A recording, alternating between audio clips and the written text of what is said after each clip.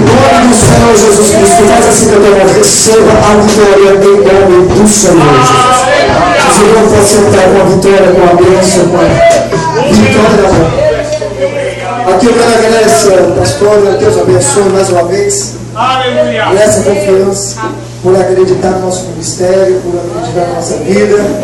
Eu quero agradecer aos meus tios que me hospedou ali, desde quinta-feira eu estou ali, na casa deles.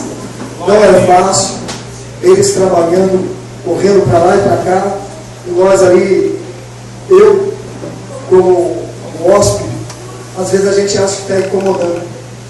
Mas quero trazer essa palavra para vocês verem o que Deus faz. Deus é tão lindo, irmãos, que a partir do momento que eu entrei na casa desse casal, eu senti a presença de Deus. Não é porque é meu tio, não. O ano passado era para vir para cá, para vir na casa deles, não deu certo. Houve um temporal na vida deles. Mas Deus traz no momento certo, na hora certa. E vocês, eu quero que vocês abracem esse casal, pastor. Amém. Abracem eles com carinho. E se eles saírem da presença de Deus, vocês correm atrás e falam assim: não saia, eu vou pegar a cinta e vou bater de cinta em vocês, porque nosso Deus mandou. Amém?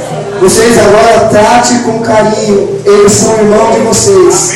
E vocês tratem com carinho, porque esse povo é o irmão de vocês. Amém? Deus abençoe.